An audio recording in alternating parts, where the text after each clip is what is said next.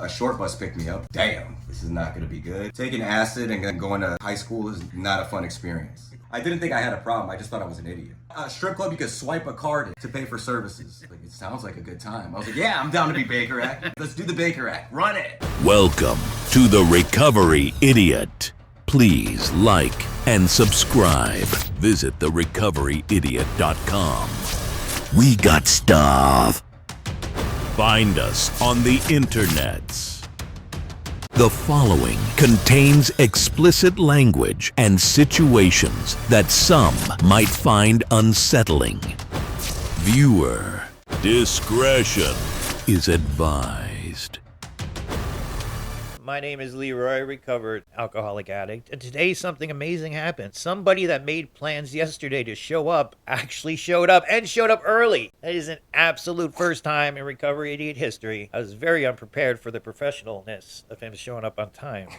I've heard you speak at several meetings lately, and I really like what you had to say, and I thought you had an interesting story. So let's elaborate on it. Who are you and where are you from? I'm Mikey, and I am a grateful recovering alcoholic and addict. I usually tell people I'm from Chicago because it's just easier, but I actually am born in a city north of Chicago called Waukegan. Yeah, nobody knows where that is. They call it Walktown. I mean, it's pretty bad. Pretty bad place to grow up. I mean, my parents didn't have shit. You know, they came here from Brazil with probably like $20. Like, I know where the city is. Obviously, I know where the south side is because it's south. Mm-hmm.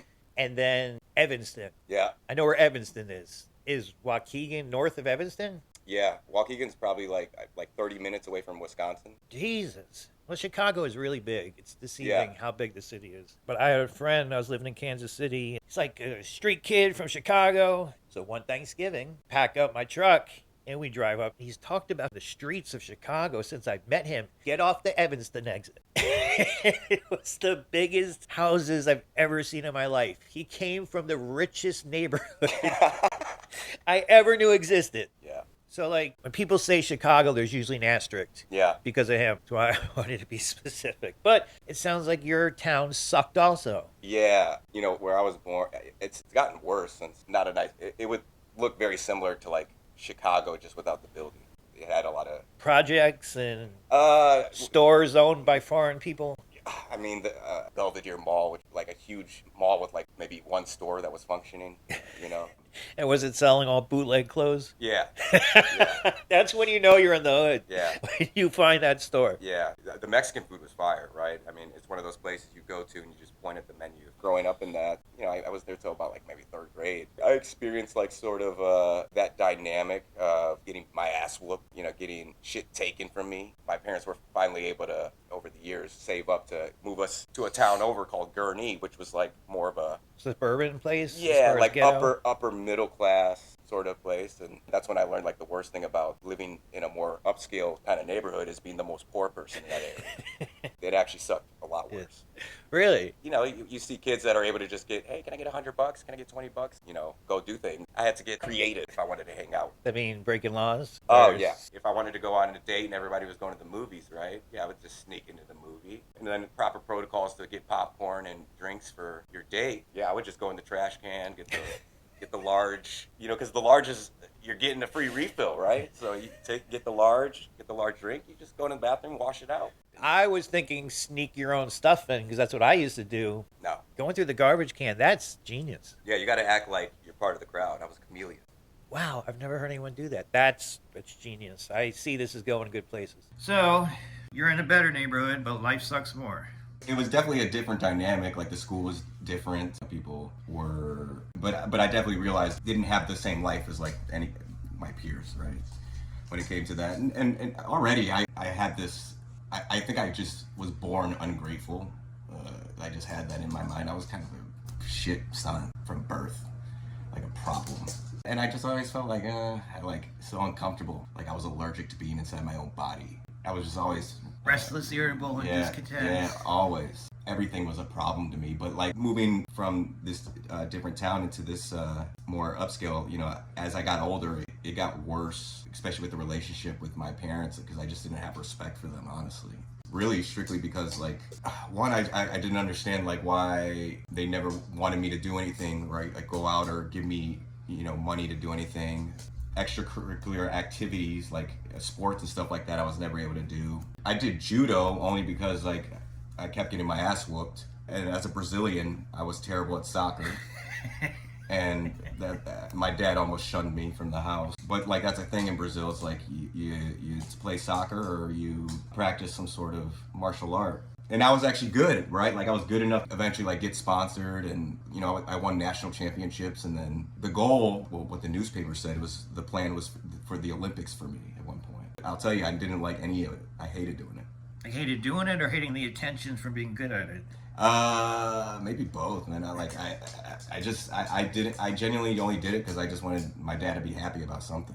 I knew that didn't matter. He was just that type of dad where it's like, nothing's ever good enough. Yeah, I remember he rarely ever came to watch me fight. I would travel with my coach, who was ex Green Beret, right? He's 6'4", huge dude, and I was his first student actually. He like started it up, and and he would just take me around, and I would travel with his family most of the time. People thought I was his adopted child.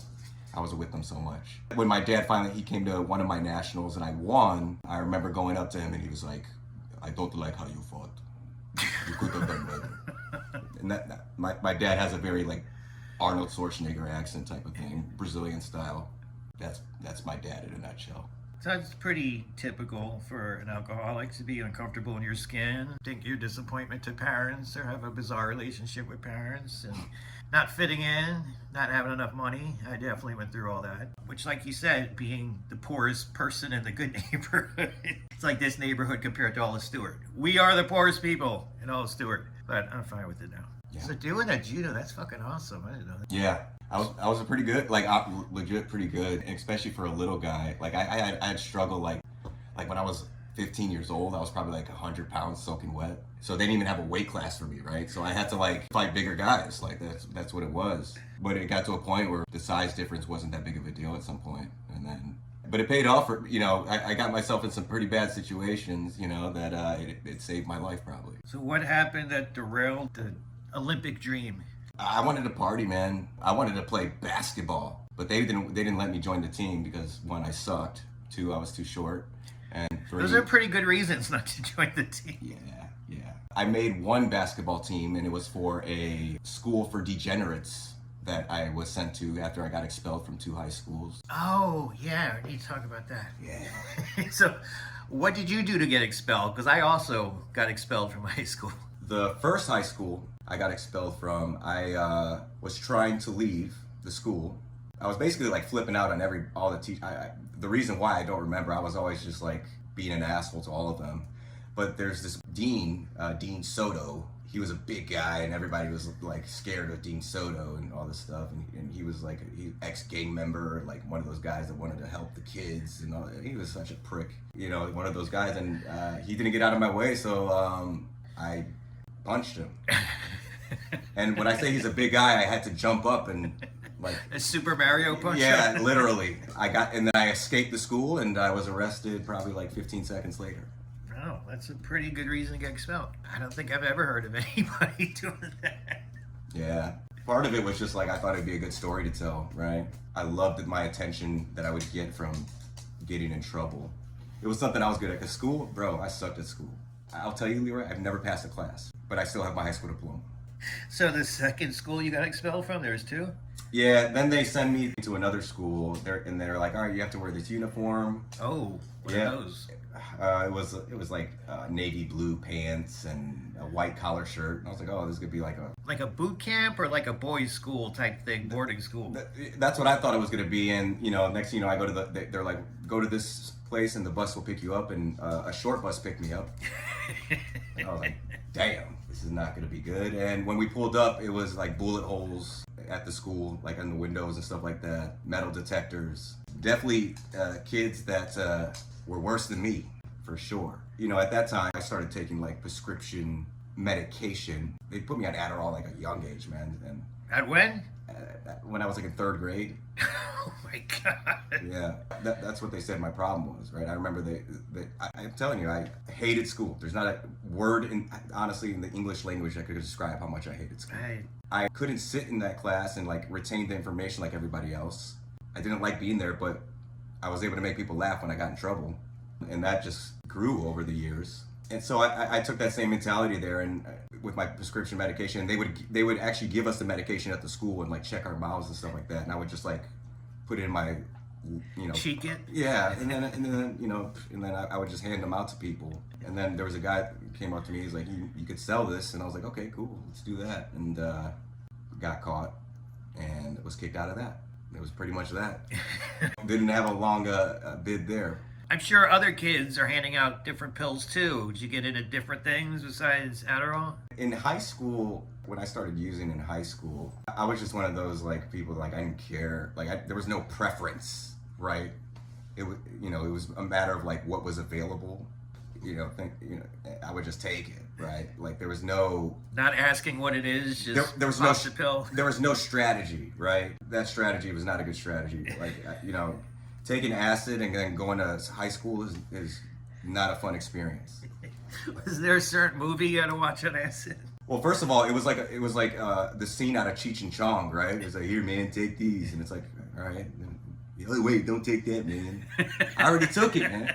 Oh, like you just did the most acid I've ever seen you do in my life.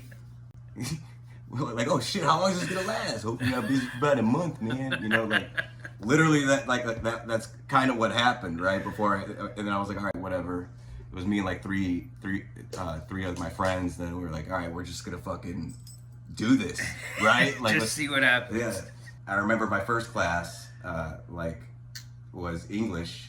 She was like, "We're gonna watch a movie." I was like, "Oh, thank God!" Like, get under the radar. I'll just be able to get through this class, watch this movie, and be cool. She put on To Kill a Mockingbird, and that shit started kicking in. That shit was funny.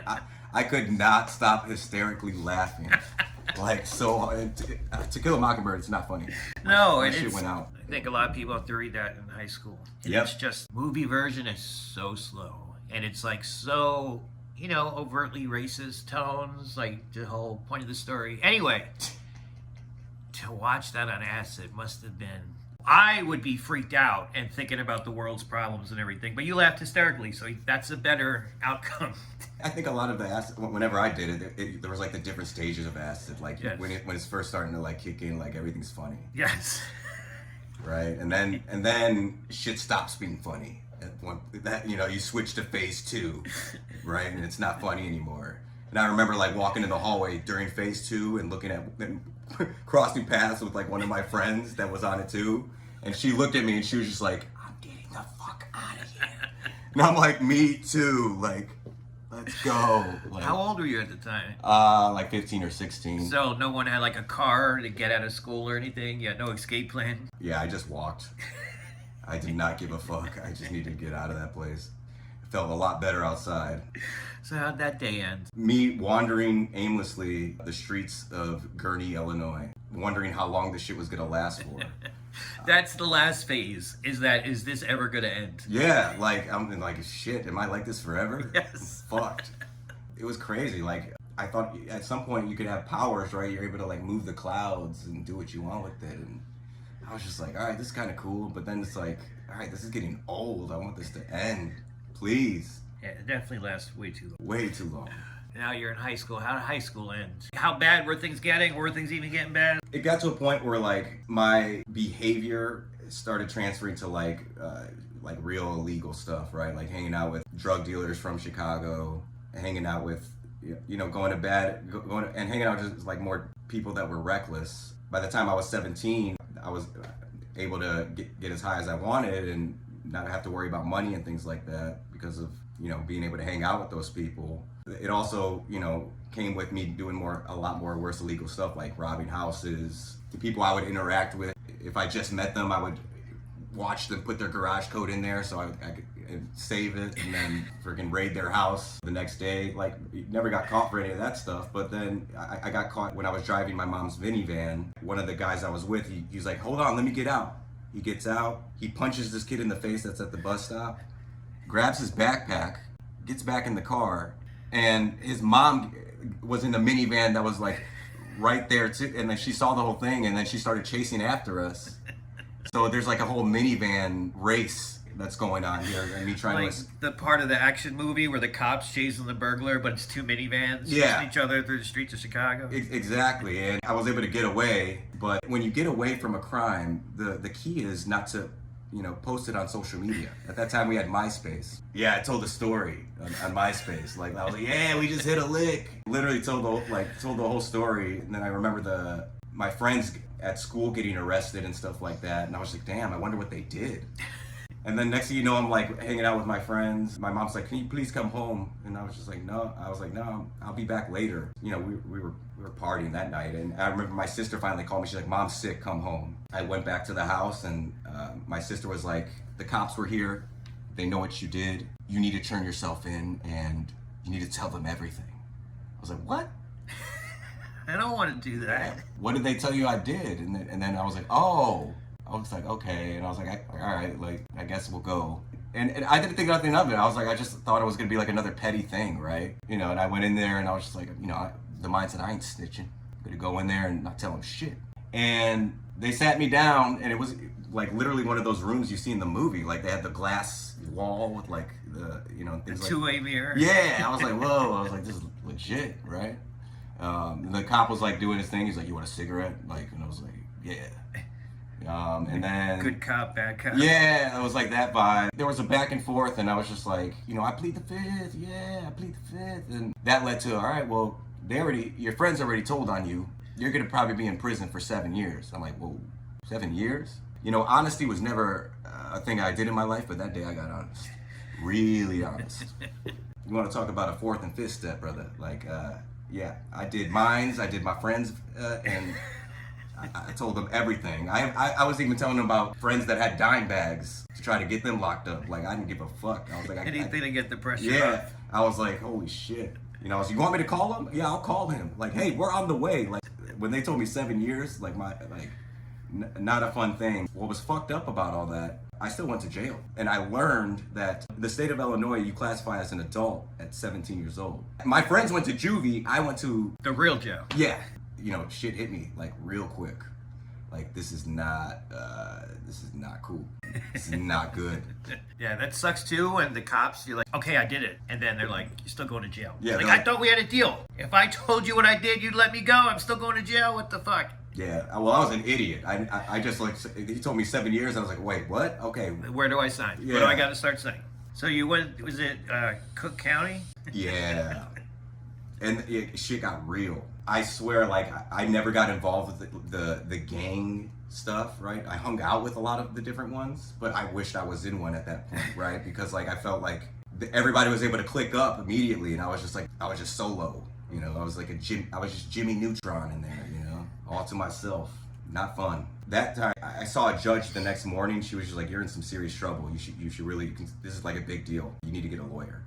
She was like trying to help me out, like, this is for real. But let me out and on what was called pre-trial, on house arrest, but on house arrest without the ankle monitor, which is the worst thing they could have ever done to me. And my PO was one of my friend's cousins. So I thought I was gonna, like, I don't know, for some reason I thought there was an understanding, like, oh, I can do what I want. Like, you're getting hooked up. Right, yeah, I was like, all right, we're good, I can leave whenever. And I literally broke probation. I can't even count how many times I did, and they finally, like, put me back into jail. And I sat in there for, like, I went in there for like 6 months. And then my parents had to get a lawyer, and the lawyer did his thing, is, we're gonna get you into a good rehab program. And they sent me to the worst rehab program in the history of all rehabs. Is it a state-run place in Illinois? And it was they sent me to prison, right? That had a title, rehabilitation. Fuck, man. That sucks so much. My first night, I'll never forget. They stuck me in this room with this, they called the kid Big Joe or whatever. And they're like, all right, and everybody was like telling me, like, all right, man, well, I hope good luck tonight. And I'm like, good luck with what? They're like, Joe's gonna fight you. He fights everybody on the first night. I was like, I'm not gonna fight him. He's like, he's gonna fight you, bro. So good luck. And everybody was just like pumping it up. They're like, you're gonna get your ass whooped. And I was like, all right, well, I'm not gonna do shit. It was time for us to go in our rooms. The door closes. He throws his shoe at me. And I was just like, what was that for? I was like, I'm not gonna fight you, man. And then he runs to, like, tackle me. And this is where, like, the judo actually like came to play. You look at me, you don't think I have any, like, sort of training. The kid was a lot bigger than me. I literally just used his momentum. It's like a judo thing. You use the momentum. While he had me in the air, I like churned and then like I grabbed his body and I spinned. And he like flipped and I just got on top of him and I just started swinging. And then the staff runs in and then it's like a huge crowd of like everybody seeing, and they see me on top of him. And everybody's like, what the fuck? Like, how did that happen? And that like, luckily like gave me respect in there. And I was just like, fuck yeah, that worked out. That could have easily not worked in my favor. It was just like a lucky sort of thing that happened, right? What were you using the time you went to the first rehab? I was like doing a lot of blow. I was doing a lot of ecstasy. I was big into like the club scene. They actually had a club for kids my age called Club Energy Thursdays. And it was on Thursday nights. It was the most like, dude. For like people under 21? Yeah. On Thursday night? Yeah, but dude, it was, I don't know how the place never got shut down. I'm sure it did by now. It was so easy to get stuff there. And that's where, you know, we would hang out. But yeah, I was doing a lot of that. Like, and then, you know, just whatever, like smoking a bunch of weed, drinking a whole lot. So like party drugs? Yeah, that's the type of stuff I was into. And now you're in there with people that are probably crackheads and heroin addicts, shooting up things you've probably never done, and now you're in the same building sleeping with them all. Yeah. It's a good way to learn bad new tricks. Yeah, to say the least, right? There wasn't like a message of recovery. There was a school there that we went to. You know, we had chow, and then we just like played spades. That was my rehab, and I was there for like 8 months, right? Oh my God. That was it. I can't imagine why it didn't work. It did for a little bit, you know. When I got out, I was like, yeah, I'm changed and stuff like that. Yeah, but you changed because you don't want to go back in. Yeah. That's what happens. I'm never doing that again. That sucked. I'll never do it. But didn't learn anything about recovery. So in a couple days, I'm going to start remembering how fun it is to get high. And, you know, this time I won't get caught. This time I'll be different. The first rehab I went to before that was in Rockford, Illinois. It was at 15 years old. And that's what exposed me to, like, want to try, like, coke and ecstasy and all. Like, that's when I learned about the fun shit, right, that I was into. I was like, yo, I can get into that. And then I like got like corrupted my town with it, like, and got everybody into like raves and stuff like that. And then leaving this place, I got out and literally went through the same cycle again, almost getting arrested and violating my probation several times until I finally did. The reason why I got arrested the last time, my friend was drunk and he stole a Ford Loco from the gas station. And we got away, and the next thing you know, we're getting pulled over and then getting our ass kicked by this cop, and that violated my probation, so I was back in. Terrible. The extent of like my trouble with like drug dealers, the first time before I went to rehab, everybody knew it was happening, and like I owed people money, and they were like, yo, it's gonna go down if you don't give me my money. And I'd be like, oh fuck, I'm gonna die. Mom, he's gonna kill me. She's like, how much do you need? I just need $10. And then I'd end up still spending it and go to rehab, right? You know, that was the extent of my troubles in that era. Yeah, I never owed any drug dealers money. I always paid for everything, because that's the worst feeling. To need drugs and then you can't get them because you owe the person money? Fuck that. Yeah. I might not be able to pay my credit cards off, but I will pay the drug dealer. Yeah, they will be covered. I got in trouble again and violated probation, and then I went to the whole rehab cycle again, and this time I knew like something had to change, but I didn't really know what it was, and I was just like, I can't go back to this town. I keep fucking up. So they put me in like a halfway house program, which is in a different town in Illinois. I was there for like a whole year, and it had a school. The school was probably for special people school? Yeah. They were nice enough to like just help me write up the paperwork for me to get my credits to graduate. I'm telling you, I never passed a class. But like the guy like literally did me a solid. He was like a former pro basketball player from overseas, but he was a cool guy. And he helped me out a lot with he wanted me to make sure that I had my diploma. You know, I was 17 going into 18. Yeah, like 18 at this time. So I graduated a year late, but while I was there, they allowed us to work. I got like a job at McDonald's. I met my son's mother. It was one of those gas stations and the McDonald's is inside. She worked at the gas station.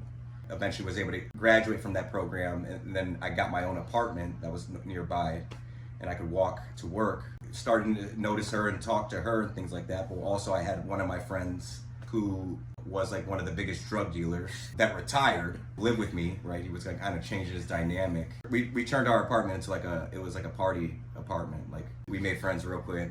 We're partying every night. Eventually I got evicted because We were too loud. I mean, we were reckless, too loud. My son's mother, me and her, we started dating. She saw something in me, and I don't know what it was. We ended up getting a place together, me and her. We moved in pretty quickly. Shortly after that, us getting our own place, we wanted to have a kid together, so we did. I was about 20 years old when my son was born. You actually did that on purpose. Yeah, I was ready for it because I had so much life experience. I've done everything I could have done wrong. I didn't have a drug problem. I was just doing stupid shit. Just don't be a degenerate, but still party, right? And that worked for a little bit, right? I didn't think I had a problem. I just thought I was an idiot. Bad luck. That's what my bad problem luck. was. Right? Always just bad luck. Yeah, they were both true. I was definitely an idiot and definitely had a problem with drugs. But at the same time, my disease worked in a way where I was still like able to be functional.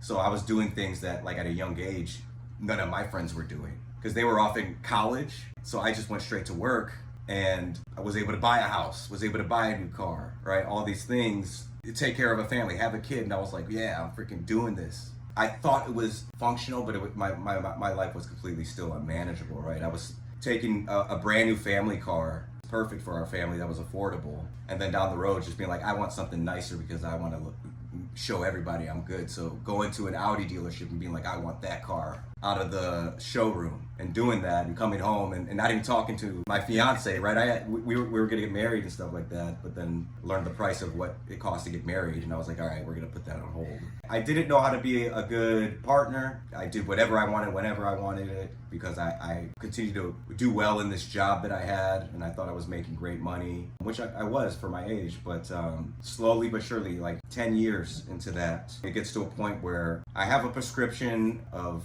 Xanax that I'm taking for my anxiety and that I'm overdoing. I'm not coming back home. I'm not working. I'm going out to party. I'm cheating on her. I'm doing all these things, and then I'm not paying my mortgage. The money she's giving me to pay her half of the mortgage, I'm spending it on more drugs, or I'm buying just stuff I don't need. She caught me cheating with the girl that worked for me, the hot girl that worked for me. Yeah, she caught me. I was sleeping and she put my fingerprint on the phone. It was a fingerprint. Oh my God. Yeah.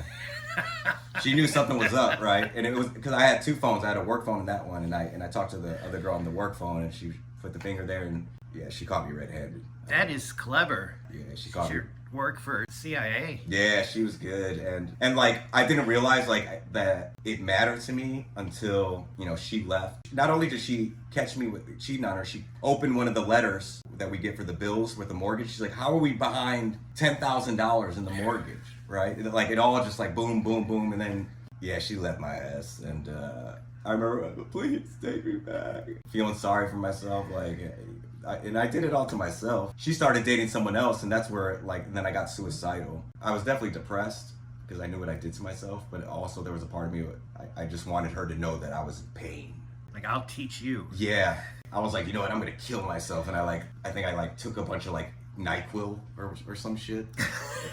Thinking that was gonna do the job. After all these years of doing real drugs, you think NyQuil's gonna do the job? I don't know. But I was so dramatic with it. I left all the little wrappers on the floor. And then I was like, all right, that didn't work. And then I actually took one of my prescriptions, and I did take all of them. And I was like, yeah, definitely gonna die now. And next thing you know, I feel this intense liver pain. I was like, oh no. I was like, take me to the hospital.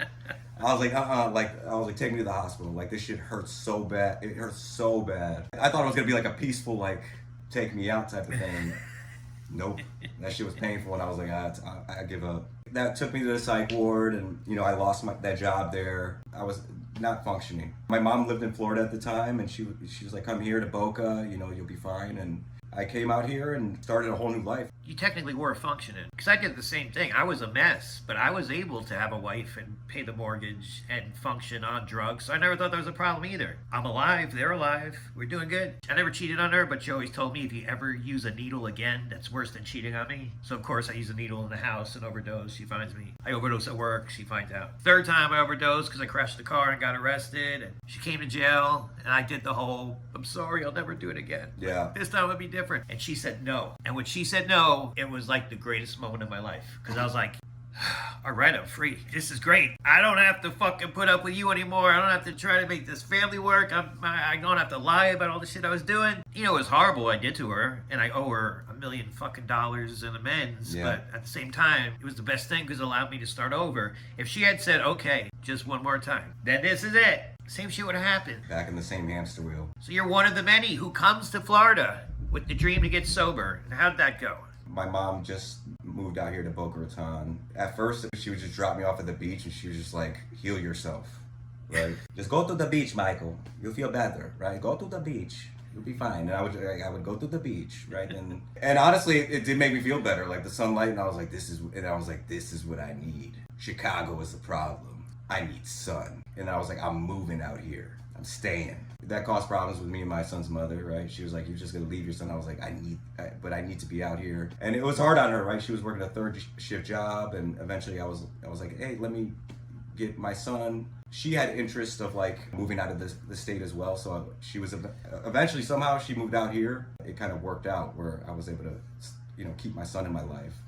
Just to get to the meat potatoes of it, 2018 is where I got a job opportunity that you could only dream of, right? And especially, like, I thought it was everything I ever prayed for. God, let me have all the drugs that I need so I can function. Let me be able to do this all day long. I want my life to be a movie. I want to be an important person. And that's what it literally was, right? It was a startup sort of like consulting technology recruitment company. They would work with like other small like startup companies or like large corporate companies. We would go in there, I would literally infiltrate myself in these businesses and make friends with like all these important people to the point where I would just walk into these companies and like they would just know who I was. And I would just freaking do whatever it took to offer our services to them. The best way to do that in business is make friends with them. You make friends with them, they don't care. This job gave me a lot of autonomy to do whatever it took, right? I had a company credit card. I'm telling you, like, the creativity, I got comfortable with it real quick, and I also got good with it real quick. It was in the Miami, sort of, Fort Lauderdale, and that's when my boss, he showed me what Tootsie's was. Wait, the place? Yeah, The strip club.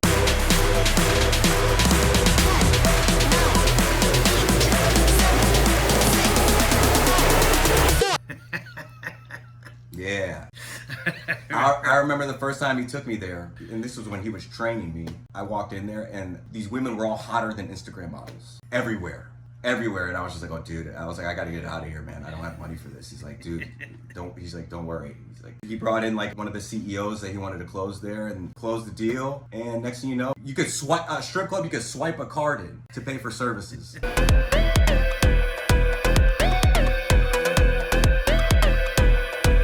And I was just like, I've arrived. Like, this is heaven on earth. I could drink all I want. People are doing blow. My other bosses had Adderall prescription that she didn't like, and I was like, I can use that. Like, it was great, and I was very good at it, right? Like, I got comfortable with like just building relationships and being able to like, hey, like, let's just go to Puerto Rico.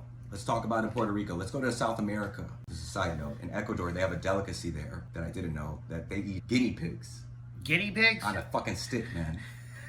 I was closing a deal there, and they brought it out on a stick, and they were like, all right, let's all eat this together. And I was like, oh my God, I ate a fucking guinea pig.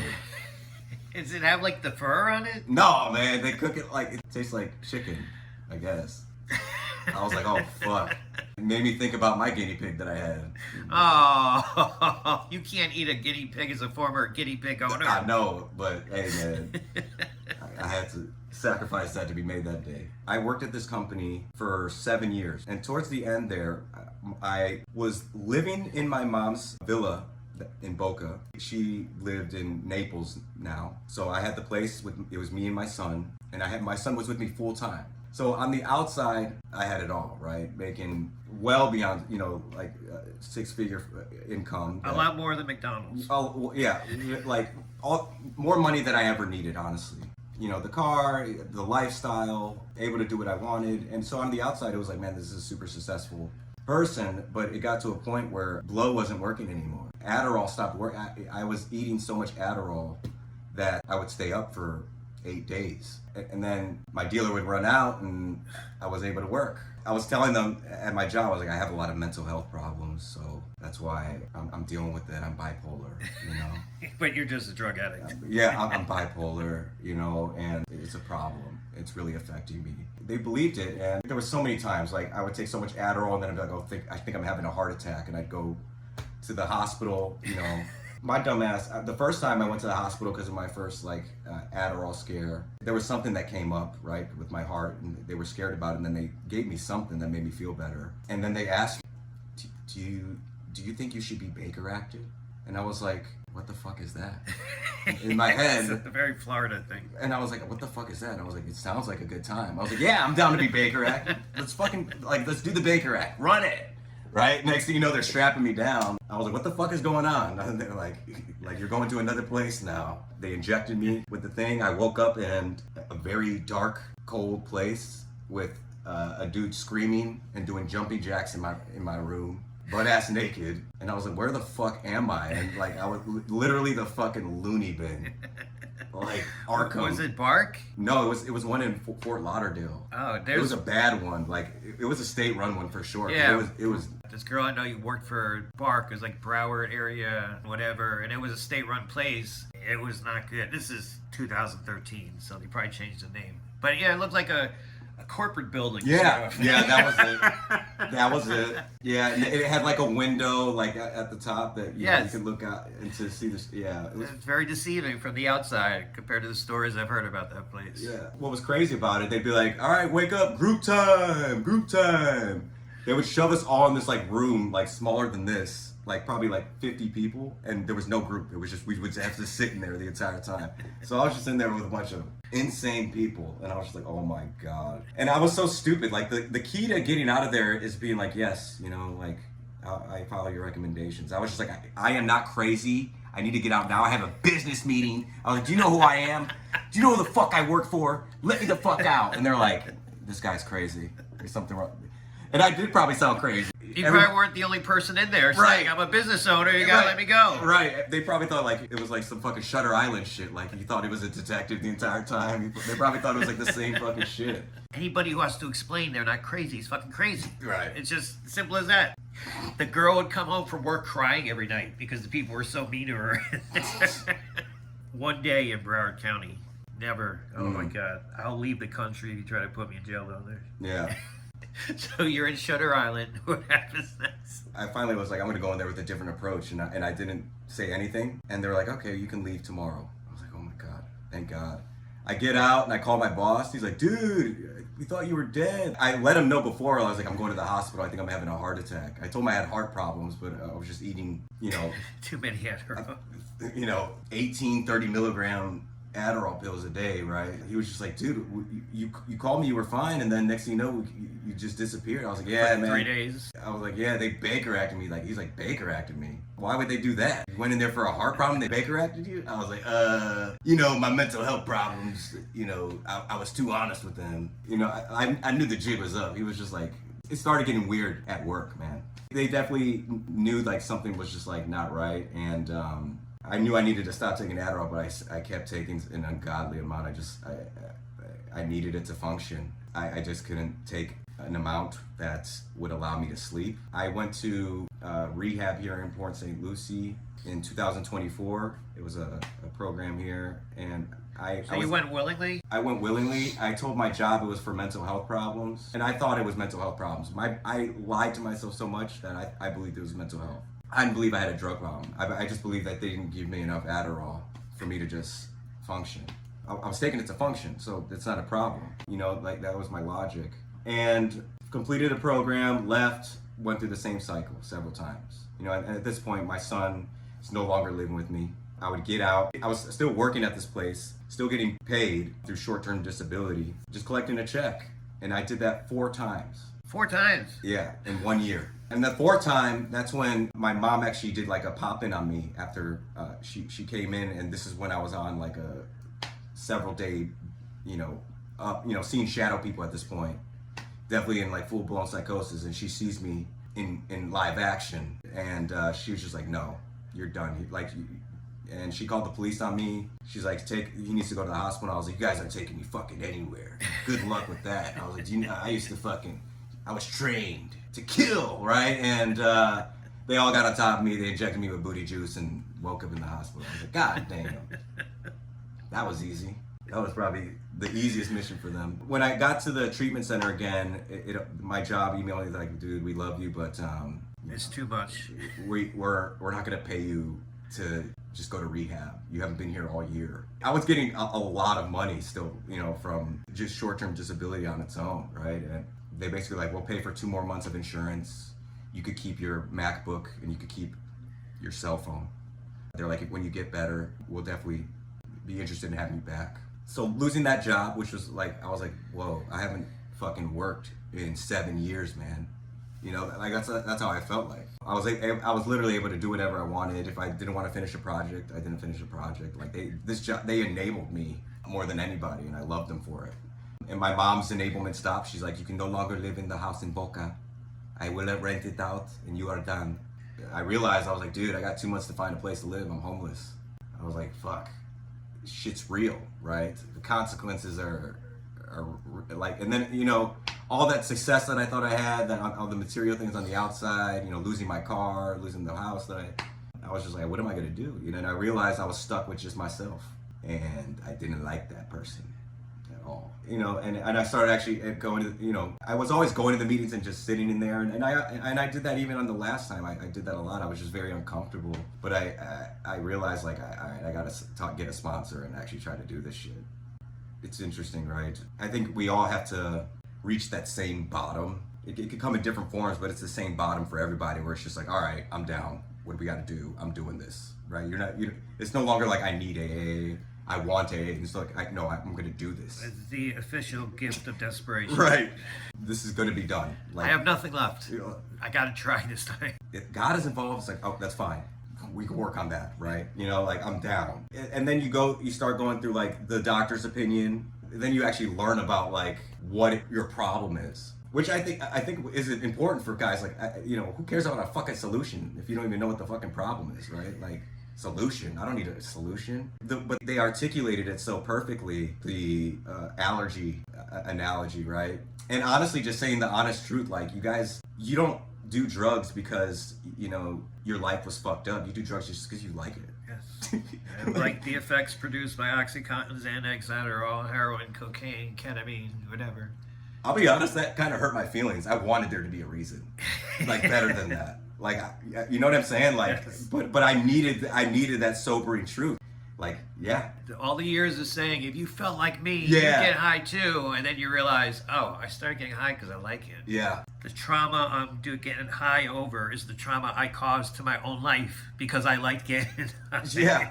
It's crazy, right? And then going through that, and then honestly just having a real step one moment. There's been times that I've, like, I guess officially I've gone through step one, but never really had a step one moment. I didn't really go through that step one. Because if you have do a true step one, you finish the rest of the steps. That's my belief.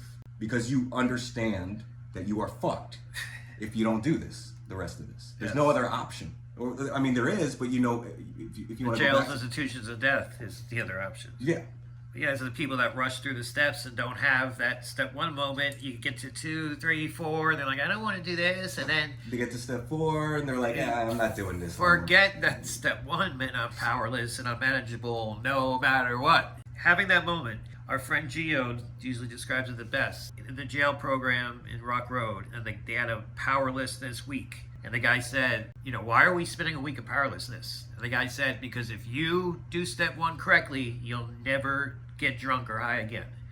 He was like, well, I don't believe that, but okay. And then he worked on it, and Gio's a great speaker talking about step 1, because you're exactly right. Unless you have that moment when you're like, fuck, I can't do this again. Yeah. It doesn't stick. Step 1, you realize you're fucking absolutely fucked. But by the way, you did an amazing job. You had a 10-year run and a 7-year run. That's fucking amazing. To keep it together on 18 fucking Adderall? Oh my God, I took 3 30s and thought I was gonna die. Like, I think when me getting prescribed that at a young age, yeah, like, got a taste for it. There was just something about just taking something that like I just enjoyed to fix a problem, right? And I tried doing that with everything. I would be such an idiot. Like I wouldn't sleep for 8 days, and I'd be like, man, if I just take these magnesium, that'll heal my brain.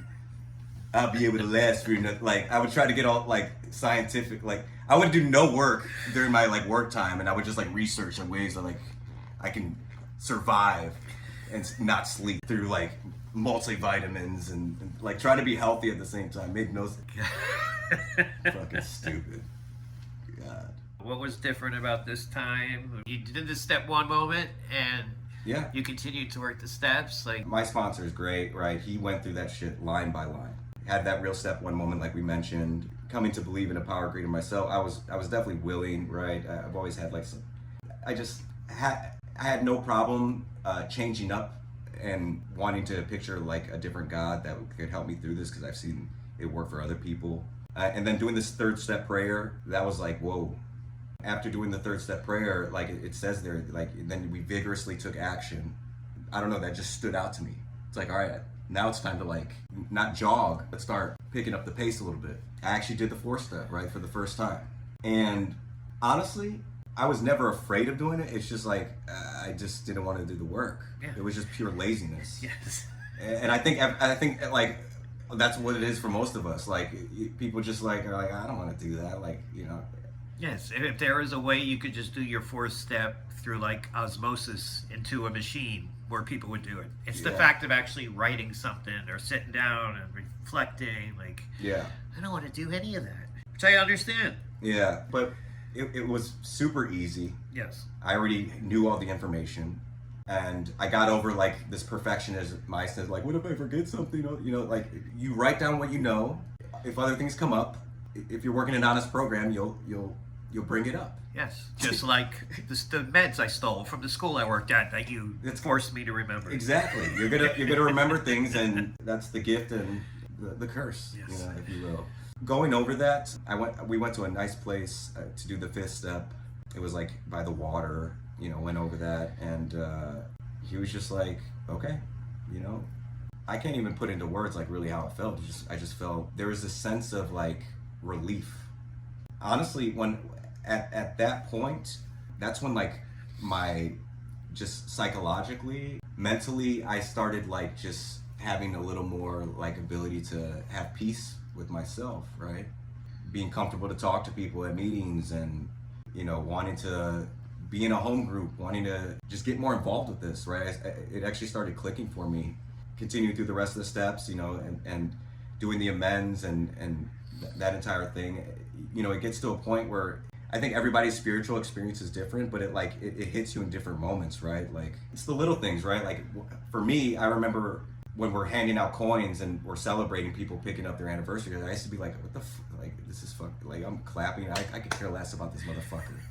But like, I genuinely get happy now. That doesn't make sense to me, but it feels great to be able to be happy for other people outside of myself. That's definitely not me.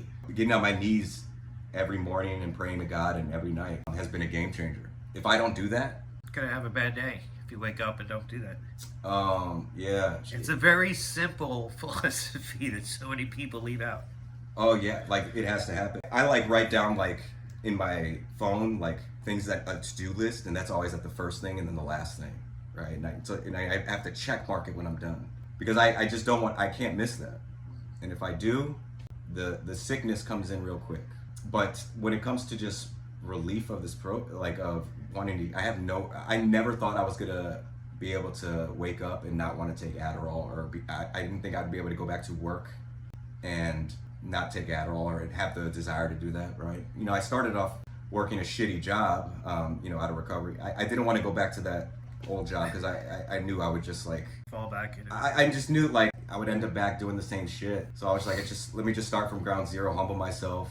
Worked at Amazon. That was just a shitty job, and I was just like ready for. I knew I could do something else. So now I'm working for like a smaller construction company, helping them with like business development and stuff like that. So it's here in Stewart too. But I never thought I'd be able to get into a job like that and not desire Adderall. I have no desire for it. No desire to drink. No desire for any of that stuff. What about the desire to go to Tootsie's? Yeah, that's for a different meeting. No, honestly, that's part of why I like Port St. Lucie, because I tried walking into Body Talk once when I had the urge, and I walked right out. So, um, I've never been to a club in Miami, let alone a strip club in Miami, but I know the difference in quality between the one in the strip mall and Body Talk and a Miami place. Yeah. So I get it. I didn't even have one foot in. I just opened the door, and I was like, no, get the fuck out of here. It's big legs and scramble. What would you say to somebody who, like, maybe is one of us and doesn't think they need to work the steps, or they're sitting in detox and someone's playing this video? Like, what would you say to somebody who's just fucked? I would just say, if you're miserable, you feel like there's no hope, feel like you have no motivation for anything, what's the point? All this, like, you're exactly in the right place where you need to be. And honestly, getting a sponsor, working the steps, which is super easy, it's gonna heal you. It's not even about not using drugs anymore, right? You're just gonna be genuinely happy. I thought I was born with this like feeling of like being allergic to being inside my own body, and that I have that freedom. All it took was me just going through a book and writing a few things down, making things right when I need to, and continuing to help other people. Right? It's the deal that I made, but it's beyond what I could have ever imagined. I don't make any of the money that I used to make, or have any of the cool things or the lifestyle, and my life is, I'm so happy. Like, I've never been happier. Never been a better father either, So it's man, don't miss out on something that just continues to get better. Right? It'd be a shame to do that. It's one of the best ways I've ever heard it described.